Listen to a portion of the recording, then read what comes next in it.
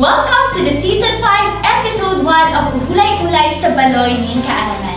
So today, we are diving deep into the heart of the College of Development Education, or as we like to call it, CDE, a place that elevates not just our knowledge, but also our aspirations. Ngayon, higit pa sa isang episode ang inihanda namin para sa inyo. CDE Elevates aims to showcase what makes our college a unique and vibrant community. So, prepare yourselves for a thrilling ride as we explore the stories, ideas, and visions that will elevate our college even further. And yes, puno ito ng kaalaman at inspirasyon mula sa College of Development Education. So today, we are honored to have a special guest who is at the helm of this elevation. Kaya, sabay-sabay natin i-welcome ang ating butihing dean, Dr. Melinda Parapan. Magandang umaga po, ma'am. Oh, good morning. Magandang umaga sa inyong lahat. Ako'y nagpapasalamat. Ako'y naanyayahan ninyo na makibahagi sa inyong programa. So, sa episode na ito, pag-uusapan natin ang CDE Elevates or College of Development Education Elevates. Ano nga ba ang mga layunin nito? Ano ang mga pangarap na nais nitong maabot? Magsasagawa tayo ng masinsinang talakayan at pag-uusapan natin ang mga iyan. So, welcome po ma'am to our talk show. So, maraming salamat po for accepting our invitation sa BEDSICAT Ulay-Ulay sa Baloy ning Kaaraman. We are so thankful po ma'am. I know that you are busy pero you still managed to come here po. Thank you po. So actually, the last time po na magkausap tayo was during, di ko pa alam kung naalala niyo pa, it was during the Gawad BEDSICAT po, 2023, the interview po. So, kumusta na po kayo ma'am ngayon? Ngayon ay napaka-challenging ng ating opisina, ang Dean's Office, dahil sa napakaraming mga ginagawa sa mga panahon na ito. Nasa panahon na tayo na ang mga estudyante ay patapos na ng kanilang pag-aaral. Yung mga kapatid ninyo sa 4th year, malapit na sila for our internship program.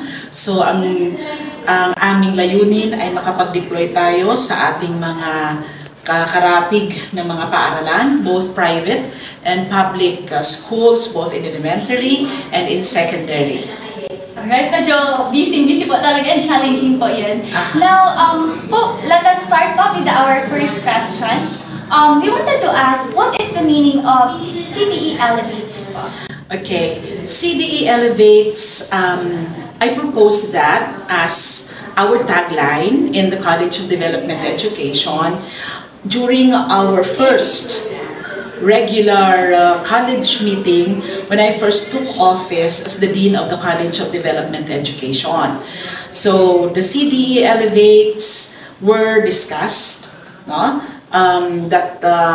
different letters were discussed in the meeting, and then my proposal was approved, and CDE Elevates, the E stands for ensure, okay? For L is learning. So, ensure learning experiences. Okay, so for the letter E, with vital, for the V, vital, activities for the A, teacher, education, sustainability. So that is elevates. So what does this elevates, the different words stands for the CDE? So definitely when you say elevates, you uplift. But these different letters corresponds to a specific meaning. So for the word ensures, so when we say ensure, we have to guarantee. You guarantee or you make a certain high quality standard. Okay, so that is ensuring us for a very good experiences in the college. Now for the learning experiences, definitely the college would have to engage and engage themselves to an impactful opportunities for students. Our teachers are well trained, they are very knowledgeable on what they are doing. Sila ay masigasig na mga nagtuturo ng lahat ng mga subjects ninyo. All the knowledge, meron sila for you to develop your skills. And through various teaching methodologies and activities, as you can experience, di ba? Iba-ibang teachers ninyo, iba-ibang mga methodologies, and iba-iba rin ang sa kanilang mga styles. And you are learning from them. Those are the different learning activities stores for all the students in CDE. And of course, vital activities. I am into vital activities. I would like that our student in the College of Development Education just experience those vital activities. When we say vital, essential, meaningful. No? Hindi na kailangan marami. It's not on the quantity, but it's on the quality of the different activities being conducted by the College of Development Education. So students should engage themselves in those meaningful activities, those significant and relevant activities. And of course, for teacher education sustainability, meaning the longer term ability to maintain all these different activities, different teaching methodologies, eventually will improve the quality of education and the effectiveness of the teaching methodologies of our teachers. And that is also for all of your benefit. Sa inyo naman yung lahat hindi naman sa mga teacher, alam na nila yun But we are into developing you, we are honing you to be good teachers someday. Okay, so that is the CDE Elevate. So all activities should embrace the word elevates. Oh, that is the meaning of CDE Elevates po pala, ma'am. Ang ganda ng vision po na it's not about the quantity but it is about the quality po of those students. Now, we are curious po, ma'am, kung what is the story behind the CDE Elevates po? Can you share it po? Yes. As part of the College of Development Education since 2019, because I've been in the university for almost 30 years now, I was here in 1994 in the College of Arts and Sciences with the Department of Natural and Applied Sciences, but I was transferred to College of Development Education in 2019. Being a faculty member, I also observed the new educational environment of CDE. So I tried my best to embrace whatever are the cultures, different cultures of the College of Development Education. And surprisingly, it was not really in my wildest imagination that I will be assigned as the college dean. So when I took office, I reflect, what can I give to the college? What can I contribute to the college? What will be my vision, my long-term vision? It is not always what is just on hand or at hand, kung ano lang yung andyan dyan. But as a leader, you have to look forward. You have to be a future thinker. And thus, I was able to come up with the word elevates. I know CDE is already on the realm of success, both for accreditation level of the different programs. The Bachelor of Elementary Education is level 4 accredited for AACUP accreditation. Then for the secondary education, that is level 3 re-accredited for AACUP accreditation. So it is already there. But it will not stop us there. And thus, I think of a word that will eventually still enhance. We will not be stagnant on there. We have to at least uplift more, a little more. And thus, I thought of the word elevates. And after which, I look for those words for every letter of elevates. And when I presented that in the college with all the faculty members, the finality of those letters was also from the different suggestions of our faculty members in CDE. So it is now no longer just me, no? But also the other faculty members participated in the coining of the different words in the letters of Elevates. Oh, that is the meaning of that po pala, ma'am. And ang ganda lang po nung sinabi mo, ma'am, na nung nag-dean ka po, parang nasa isip mo, what can you offer po? Ano ba yung mas makakapa-improve pa ng CDE? So now po, my another question po is that let's talk about what makes the College of Development Education stand out. So what do you think makes us unique among the other colleges? Okay, so our colleges has different specialization. Okay, so the College of Agriculture and Natural Resources is really the flagship program of the university into agriculture. But what makes us different because we are producing new teachers. Okay, from the very beginning, first year college, we are now training you to become such. No? Other courses in the university or other programs, no, can go there and may eventually become teachers when they take the CP or the teacher certificate program. But the students in the College of Development Education is really, honed to become a teacher. Okay, that we will try to deploy in the different schools in the region and even in the nation or even abroad. Okay, so what it makes different again? We are trying to be the best of what we can be as a college. We are always looking forward for what will be the outcome of the program.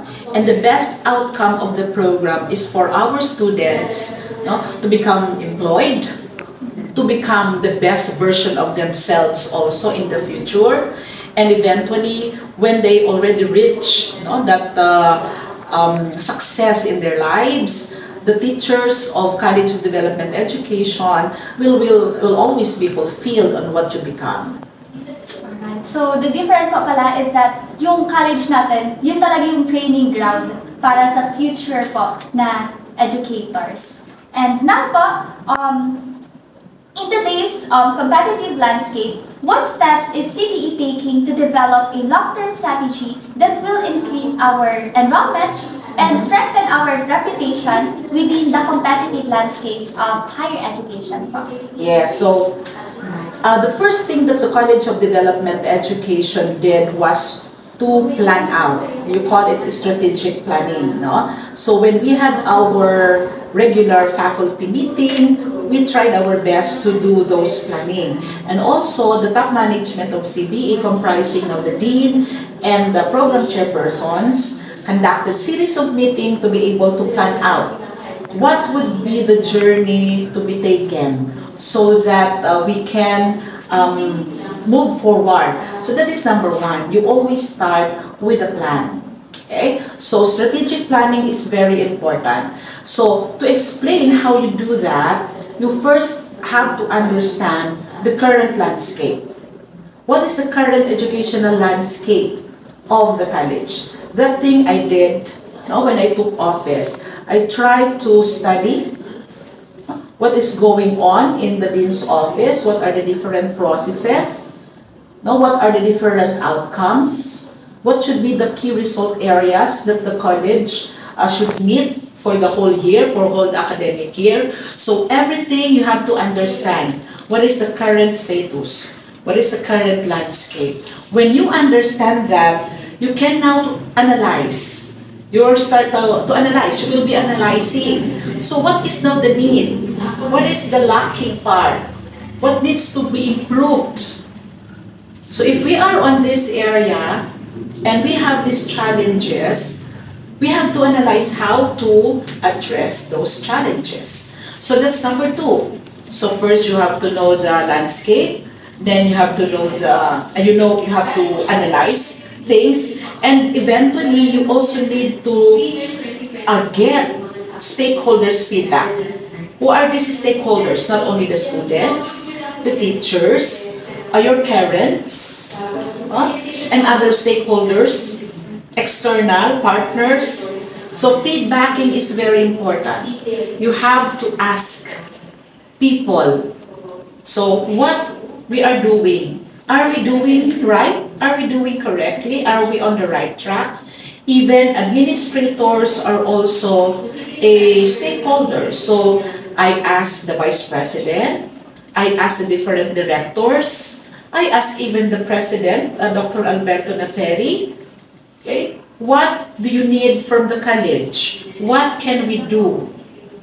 No? So even the different teachers in the different programs, I also ask for their comments, for their suggestions. So feedbacking is also very important.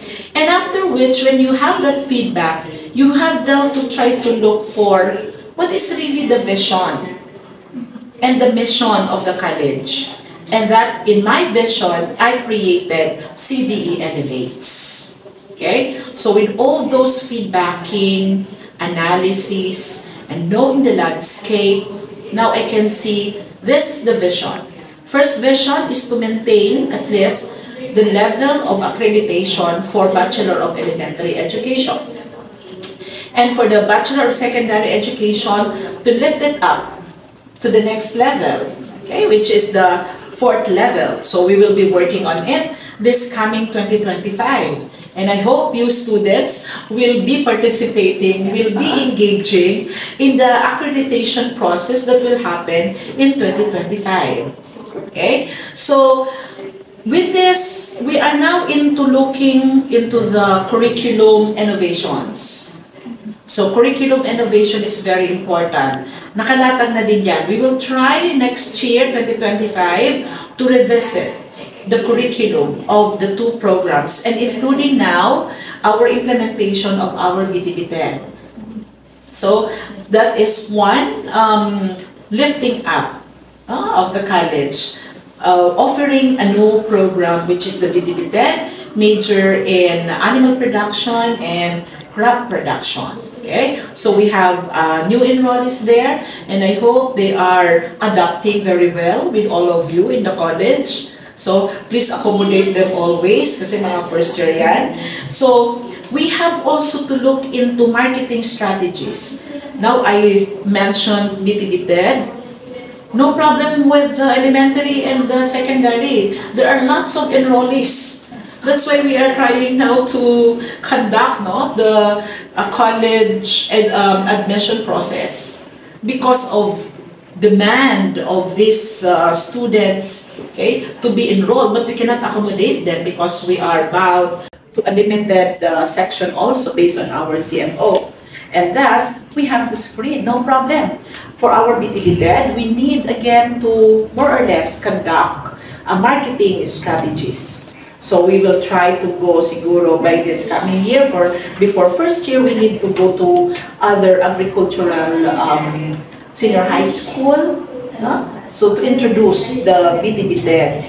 Another one is we have to intensify the digital transformation. We know that we are into online modality. We have the policy on online modality. Okay, so that is still. So there are still a need. There are things to be addressed on digital transformation, specifically on the use of AI. Correct? So we have to look into possible policies on the use of AI for our students, okay? Both for the faculty members and for the students. So also on the use of social media, that is another thing, no? Faculty members, students are into YouTube, into other social media platforms, correct? So in our delivery of instruction, we can use other social media platforms. And likewise, students are also using all these social media platforms also to uplift on how they submit, on how you craft your outputs. You're also using different social media. And we should not forget partnership with other stakeholders.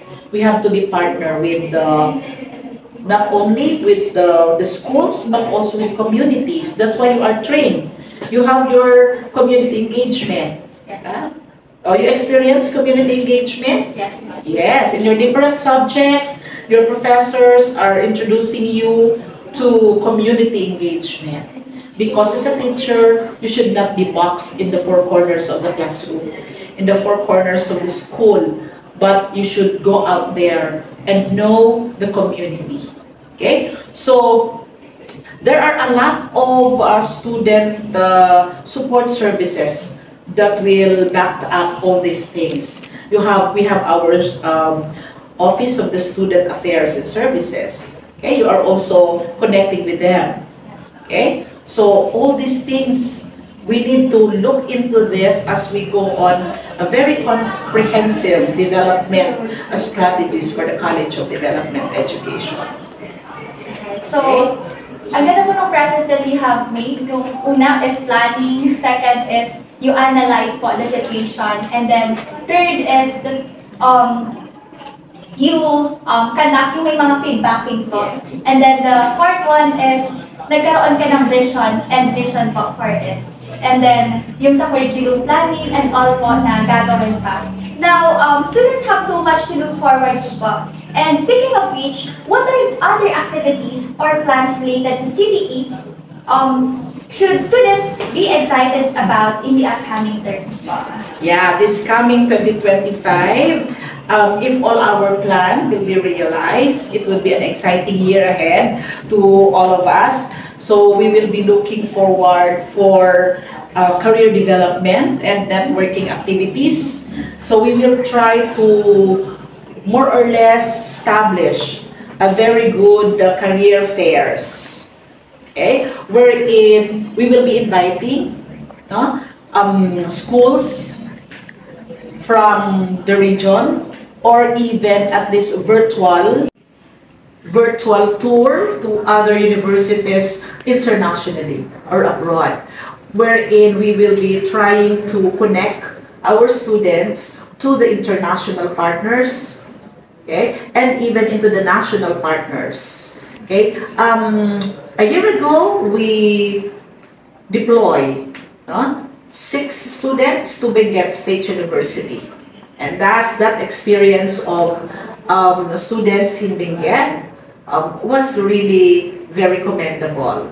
Okay, and we're hoping that this coming year 2025, if in God's grace, of course, okay, we can have an international internship. So we will be trying to look into the possibility of deploying students to international partners. So that is one. Then we will try also to have different workshops and the skills development. Okay, in your different courses, in different subjects, I encourage the faculty members to integrate skills development. It should not always be theoretical or conceptual, but definitely you should really engage in an actual activity, such as not just explaining how to make a lesson plan, but rather really to practice what you write in the lesson plan, how you do it. It is no longer what you are doing, but how you are going to do it. So how are you going to implement that? So there are also, of course, the different activities that we are conducting in collaboration with the Student Council, the CDE, SC. So together with all the different organizations for the different major fields of specialization, I am in close coordination with the SC, Student Council, and together with their advisor, Dr. Kennedy Beltran, to come up with a very meaningful, yung sinasabi ko, vital experiences. Now, I am into that. I would like to screen the different activities. Are these activities really meaningful? And if this will not be meaningful, better think it over again. Come up with a very meaningful activity, even just for 1 or 2 activities, but it should be a meaningful one. It should create impact not only to the students, but also to others, to the different stakeholders, or even into the other stakeholders such as the community itself. So community may not always be just around the university, but we can go out even in our province or even in our region. That would be a very good endeavor also. So I am very into creating these activities together with the student council because all of you belongs to an organization, di ba? So when you are active at that organization, that specific organization creates a very good activity and then lahat kayo involved and lahat kayo makaka-experience. Okay? So those are activities for the student organization. And we will try also to look again, revisiting our syllabus because I'm also into mental health and wellness.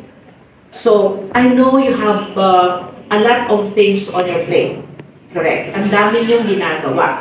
But we should not forget that we have also to look into your mental health and into your physical well-being. So I encourage the faculty members again for the revisiting of our syllabi before the start of the second semester to integrate activities that will ensure your personal wellness, both for mental and for physical wellness. So, because when you are well, when you are healthy, your brain cells will work very well. If you are sick, if you are so stressed out, you will be experiencing anxieties, and eventually it can lead to depression, and eventually you will no longer perform very well. Okay, so that is one. And also, I would like to come up with other student activities, not only enclosed in your organization. If possible, we can collaborate with other organizations in the university and also organizations with other campuses. Example, there is a science club or science organization in Sipocot, in Calabanga, in Pasacao. So my dream is for this organization, for example, science, to have or to come up with an activity in collaboration with the same organization in the 4 campuses, so that there can be an activity which will be simultaneous. Hindi lang sa Telecampus, but in other campuses, we can have one because our university is into one CBSUA, one system. So, and not only science, but all other organizations can do that. So that is one. I will be talking with the student council and together with your mayors of the different organizations for them to reach out, to go networking with other organizations in the different campuses. So, yun muna. But we will still be having a lot, okay, in the future. So, ang gaganda po ng mga ideas po, mga and concepts. Like, ngayon parang na-excite na ako lang sa internship and all po in collaboration. So, ang gaganda po. Now, before we wrap things up, would you like to share a message po for the current and future CDE students po? Okay, so my dear students of the College of Development Education, I am very happy and I'm very glad that yung mga current enrollees ngayon from first year to 4th year, your academic journey, you entrusted it to the College of Development Education. I would like also to thank the parents for entrusting you to us. And that is very important. Your parents entrusting you to the College of Development Education means a lot to us. Okay? So, we will try to give you opportunities, okay, for you to transform yourselves and be ready for the future. So, eventually, we are looking forward for your future. So, the communities out there is waiting for you. Okay? Be relevant also in your own community. So whether you are currently enrolled, and for also those would like to join the College of Development Education for the next school year, for our future college student, I would be very willing to see you and let you experience the culture of the College of Development Education. We will empower you to go beyond what is expected. Okay? We will not be just contented of, tama na to, okay na to, pwede na to. We are trying to train you to go beyond the expectation. We will try also to provide you with the tools, with the resources. Okay? The university is also trying to improve, no? We are actually improving the different facilities so that students will be also in good condition, in a conducive environment, both physical environment, okay, and emotional environment also. And we are here, your faculty members in the College of Development Education, as your mentor. You treat us as your mentor, not just your teacher, because we are mentoring you. We are here to guide you. Together we will navigate the landscape of your different programs, following the different CMOs, of course, following the different policies of the college and of the university. Now, so of course, our mission is to equip you with all these things so that you will be ready in the future. You have to be socially prepared, diba? Hindi pwedeng hindi ka socially prepared. So, dapat prepare ka kung ano ang nasa labas kasi you will not be confined in the four corners. As I mentioned a while ago, you will really be with the people.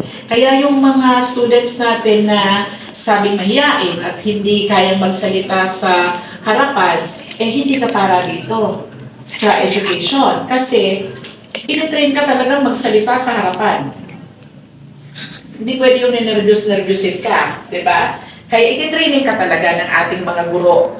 And then, our diverse academic group, napaka-diverse po ng mga academic programs natin. So there will be practical learnings that you're going to have. And that is more important than the theoretical. So mas gusto ko yung practical talaga, actual na ginagawa. So maraming example niyan. Sa science, sa English, sa math. Kung sa English ninyo, practical, masalitain kayo. Diba? Sa language and literature subjects ninyo, you will really be trained on practical, not just on theories. No, I would like you to, as a student, be part of the diverse environment and culture of CBSUA and also of the community. Don't ever forget the community. So for those considering joining our college in the future, we invite you to be part of this transformative experience in the college. The world needs thinkers. We need thinkers. We need also problem solvers. Don't dwell to problems. Be a solution provider. Diba? So, kailangan marunong, isipin mo, hindi yung, ay, problema na naman. Isipin mo, ay, anong solusyon dito sa problemang ito? Always look for solution. And you should be also a passionate leader. Hindi lang kayo teacher, you will soon be leaders. Okay? Kasi hindi na kayo magtuturo sa loob ng classroom in the future. You can also be principal. You can also be supervisors. Okay? So, leadership is also very important. You also have to open your mind. You also have to embrace challenges. And you should know how to combat those challenges. CDE is just here. We will provide you with the platform to learn, to grow, and also to lead with purpose. That's very important. You have to be a leader for a purpose. Hindi yung basta lang. Okay? So together with all the faculty members and the chairpersons of the College of Development of Education, we will shape you. Okay? for your future education and the future of work, and most importantly, the future for our global community. So we have to think global, but we also need to look our local scenario. Eka nga, we need to be global. Diba? Global but local. Okay? Alright, so thank you po ma'am for that message. Like, I can see your passion po sa craft na ginagawa mo po ma'am, and yung heart mo po, like, parang you are molding us na hindi lang magstay, hindi maging stagnant, parang mag-go beyond what is expected po, and sobrang ganda po nun. So, I want to take this opportunity po ma'am to give thanks po sa iyo for accepting our invitation to be part po of this BNCCAT Ulay-Ulay sa Baloy Kaarawan. Ang dami po namin natutunan, as in, sobra-sobra po ma'am, and nakaka-inspire po talaga. So now, to the audience there, if you also want to share something that you have learned in our episode today, you may comment them down in the comment section below para makita ng iba pa nating mga viewers. Alright, so to give our certificate of appreciation to our lovely guest, I would like also to take this opportunity to thank your advisor, Dr. Christopher Nasser. Sir, thank you very much. I hope to see you soon. Medyo bira kami magkita ngayon ni Sir. I know he is very busy, and I'm also quite busy too. So thank you for inviting me to be part of your activity in LPEE.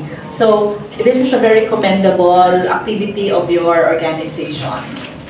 Thank you, Papa. So I'll read this citation.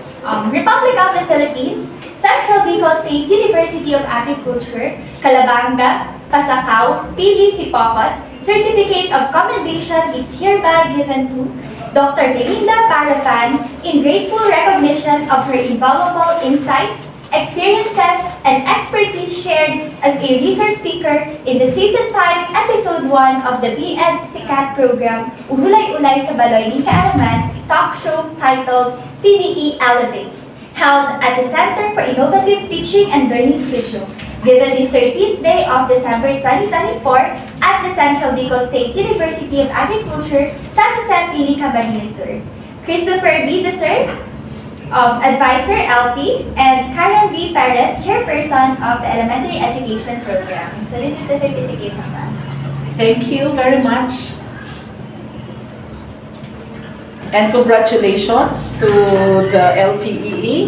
Congratulations for this very wonderful season series that you are doing. So I always watch your episodes, and I look forward to watch more in the coming years. So I hope you will cascade this activity to the next generations of your program. So congratulations, everyone. Thank you, Ma'am. To our audience, thank you so much for tuning in and making this program a success. Your support is invaluable for us. So I am Samuel Diaz, your host. Magkita-kita tayong muli dito pa rin sa nag-iisang talk show ng LP, ang BNCCAT program Ulay-Ulay sa Baloy Kaaraman. See you next episode and keep elevating!